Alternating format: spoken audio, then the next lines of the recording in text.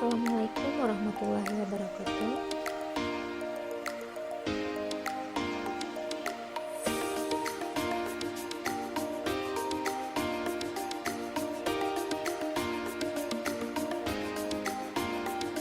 Perkenalkan, saya Laiza Maulidia, mahasiswa Sekolah Tinggi Ilmu Kesehatan Masyarakat Stikes Payung Negeri Aceh Darussalam.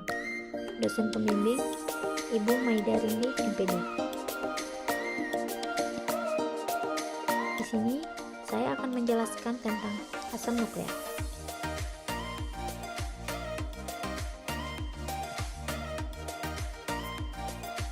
Apa itu asam nukleat?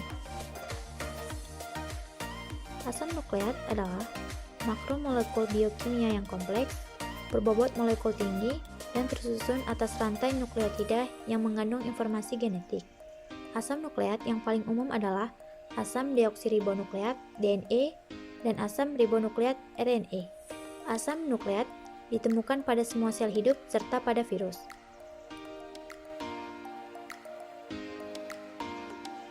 Asam nukleat terdiri dari dua jenis, DNA dan RNA. Asam deoksiribonukleat atau lebih dikenal dengan singkatan DNA adalah salah satu jenis asam nukleat yang memiliki kemampuan pewarisan sifat di dalam nukleoprotein yang membentuk inti sel. Asam ribonukleat atau RNA adalah molekul polimer yang terlibat dalam berbagai peran biologis dalam mengkode, dekode, regulasi, dan ekspresi gen. Pada DNA terdapat adenin, guanin, sitosin, dan timin. Sedangkan pada RNA terdapat adenin, guanin, sitosin, dan urasil. Struktur asam nukleat. Struktur asam nukleat terbagi menjadi 4, yaitu yang pertama, struktur primer. Struktur primer pada asam nukleat yakni urutan dari linear nukleotida yang dihubungkan dengan cara satu sama lain dengan sambungan pada fosfodiester. 1. Basa pirimidin adalah membangun ikatan pada glikosidik di antara nitrogen dan juga 9-min-OH dari deoksiribosa. 2. Gula 5 pada karbon, yakni deoksiribosa pada DNA dan juga gula ribosa pada RNA. Nukleat terdiri dari 3 komponen, diantaranya yaitu basa nitrogen, gugus fosfat, dan juga gula 5 karbon. 4. Basa nitrogen adalah puria, guanin adenin, dan juga pirimidin sitosis, timin yang hanya ada di dalam DNA, urasil hanya ada di dalam RNA saja. 5. Basa pirimidin adalah membangun ikatan pada glikosidik di antara nitrogen dan juga 99 gugus OH molekul gula. Yang kedua, ada struktur sekunder. Struktur sekunder adalah interaksi pada basa. Pada struktur ini, menunjukkan bahwa pada bagian mana helai yang terikat antara satu sama yang lainnya. Pada kedua ikatan DNA di dalam double helix DNA yang saling terikat satu dengan yang lainnya pada batasan hidrogen. Nukleotida pada pasangan basa yang satu ini ialah ikatan dengan nukleotida ikatan lainnya. Struktur sekunder pada DNA didominasi oleh pasangan basa dua helai polinukleotida yang membentuk double helix. Struktur asam nukleat yang ketiga ialah struktur tersier. Struktur tersier mengacu pada lokasi atom dalam ruang 3 dimensi dengan mempertimbangkan batasan geometris dan sterik. Ini adalah urutan yang lebih tinggi daripada struktur sekunder, di mana terjadi pelipatan skala besar dalam polimer linier dan seluruh rantai dilipat menjadi bentuk 3 dimensi tertentu.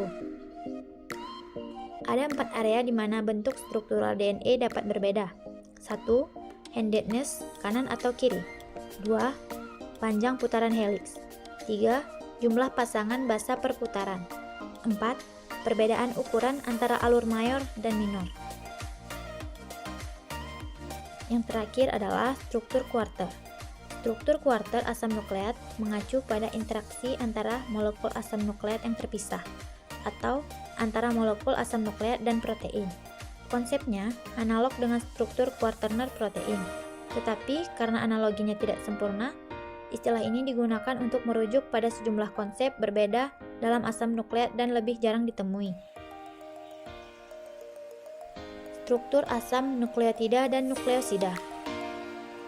Struktur nukleotida dan nukleosida dapat dilihat pada gambar di bawah ini. Basa nitrogen heterosiklik yang menyusun nukleotida yaitu purin dan pirimidin. Ada 4 basa nitrogen yang merupakan unit pembentuk DNA, yaitu adenin, guanin, sitosin, dan timin. Sedangkan pembentuk RNA yaitu adenin, guanin, sitosin, dan urasil. Adenin dan guanin merupakan basa nitrogen jenis purin, sedangkan sitosin, timin, dan urasil adalah derivat pirimidin. Cara isolasi asam nukleat. Isolasi asam nukleat adalah proses memisahkan asam nukleat dari sel dengan berbagai metode yang mencangkup penghancuran sel tanpa menyebabkan kerusakan DNA. Umumnya, penghancuran sel dilakukan di dalam buffer ekstrasi yang menghambat kerja enzim RNase dan DNase. Pada uji PCR, kemurnian dalam mengisolasi asam nukleat adalah hal yang penting untuk memperoleh hasil identifikasi yang akurat. Metode isolasi asam nukleat dapat dikategorikan menjadi 3 metode, yaitu 1. Ekstrasi fenol kloroform. Ekstrasi fenol kloroform adalah metode lain yang telah banyak digunakan. Prosesnya terdiri dari pencampuran larutan fenol kloroform dengan sampel dilanjutkan dengan sentrifugasi. Proses ini memungkinkan isolasi asam nukleat yang larut dalam campuran kloroform dan fenol. Fenol tidak sepenuhnya menghambat aktivitas RNase. 2. Ekstrasi fase padat. Metode ini menggunakan partikel silika yang tidak larut dibandingkan fenol cair. Partikel inti silika memiliki peran serupa seperti fenol, namun dengan keunggulan utama yaitu lebih aman dan cross contamination dapat dikurangi. Yang ketiga, ekstrasi dengan magnetic bed. Modifikasi ekstrasi fase padat yang paling terbaru yaitu menggunakan magnetic bed. Bed yang bermuatan negatif di permukaannya akan mengikat protein dan debris seluler secara selektif. Setelah itu, DNA dapat diisolasi dengan mudah dari spesimen. Berikut adalah langkah isolasi asam nukleat. Untuk metode isolasinya, baik sampelnya berupa sel eukariotik atau sel prokariotik, sel tanaman hewan, dan sebagainya, akan memiliki prinsip kerja yang kurang lebih sama. Yang pertama kita lakukan yaitu pengumpulan sel. Sel target kita kumpulkan, kemudian kita lakukan lisis sel. Lisis sel itu adalah tahap penghancuran tubuh sel sehingga kita bisa mengeluarkan isi dari sel tersebut, yang mana isinya termasuk diantaranya adalah asam nukleat, protein, lipid, karbohidrat, dan lain-lain sebagainya. Kemudian, apabila kita menggunakan sistem kolum, karena memang untuk isolasi material genetik ini ada 2 metode umum, bisa menggunakan sistem kolum ataupun non-sistem kolum. Sistem kolum maksudnya adalah kita menggunakan tuk yang terdiri dari 2 buah kolom, di mana di bagian tersebut terdapat filter, jadi akan memudahkan pemisahan simpel target dari zat yang tidak kita inginkan. Jadi kita menggunakan sistem kolum, maka tahap berikutnya adalah penghilangan protein dan material-material lain yang tidak diinginkan. Kemudian step 3 adalah DNA binding atau RNA binding. Di sini maksudnya adalah kita ingin membuat material genetik tadi melekat di bagian filter sehingga tidak ikut tercuci pada saat proses washing. Kemudian yang keempat, ada proses washing di mana kita akan mencuci, membersihkan material genetik dari sisa-sisa reagen yang telah digunakan ataupun dari sisa-sisa protein dan material lain yang tidak kita inginkan. Biasanya pada proses washing ini akan terdiri dari beberapa larutan, umumnya 2 larutan washing. Dan yang terakhir adalah proses elusi, di mana pada proses ini material genetik yang sudah dicuci dan sudah melekat di filter ini akan diluruhkan sehingga bisa kita kumpulkan di bagian bawah tabung, di mana proses peluruhan itu tadi menggunakan suatu pelarut yang biasanya merupakan pelarut nonpolar, sehingga didapatkanlah a liquid yang berisi sampel target yang biasa disebut sebagai elution sample. Dan nanti hasil elusi inilah yang akan kita simpan dan akan digunakan untuk analisis lanjutan. Struktur asam deoksiribonukleat atau DNA.